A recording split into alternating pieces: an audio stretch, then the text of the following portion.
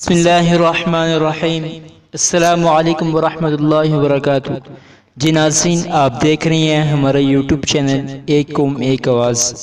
آج میں آپ کو بتاؤں گا ہر رنج و غم کو دور کرنے کے لیے انتہائی محرب عمل۔ اس وظیفے سے مکمل فائدہ تبھی ہی ہوگا جب آپ ایک بات کا خاص طور پہ خیال رکھیں گے۔ ناظرین، جس طرح ہر دوا اسی وقت اثر انداز ہوتی ہے اور شفا کا سبب بنتی ہے جب اس کے ساتھ ساتھ پرہیز بھی کیا جائے، اگر پرہیز نہ ہو اور دوا پر دوا کھاتے چلے جائیں تو اس سے بیماری تو دور نہیں ہوتی، البتہ بندہ خود اپنوں سے دور ہو کر قبر کی آغوش میں چلا جاتا ہے۔ اس طرح اگر محض وظائف پر زور ہو اور دیگر فرائض و واجبات اور سنن وغیرہ سے غفلت برتی جائے اور گناہوں سے اپنے دامن کو نہ بچایا جائے تو ان وظائف سے فائدہ اٹھانا مشکل ہوگا۔ اس لیے صرف وظائف کا سہارا کافی نہیں ہے، اس کے ساتھ ساتھ حقوق اللہ اور حقوق العباد کی ادائیگی کا بھی خوب اہتمام کریں۔ ویڈیو کو شروع کرنے سے پہلے آپ سے ایک ریکویسٹ ہے، اگر آپ نے ہمارا یوٹیوب چینل ایک قوم ایک آواز کو ابھی تک سبسکرائب نہیں کیا تو اس کو سبسکرائب کریں اور بیل آئیکن پہ کلک کر دیں، اور اگر آپ کو یہ ویڈیو پسند آئے تو اس کو لائک اور شیئر کریں۔ شکریہ۔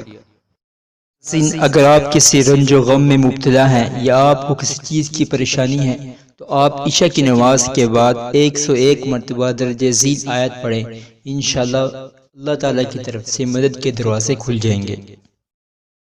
آیت مبارکہ یہ ہے، وَأُفَوِّضُ أَمْرِي إِلَى اللَّهِ إِنَّ اللَّهَ بَصِيرٌ بِالْعِبَادِ وَأُفَوِّضُ أَمْرِي إِلَى اللَّهِ إِنَّ اللَّهَ بَصِيرٌ بِالْعِبَادِ۔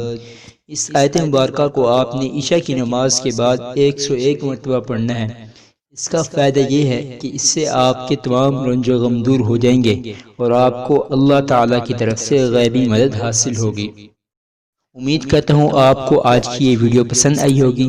اگر ویڈیو پسند آئی ہے تو اس کو لائک کریں، چینل کو سبسکرائب کریں۔ ملتے ہیں اگلی ویڈیو کے اندر، تب تک کے لیے اللہ حافظ۔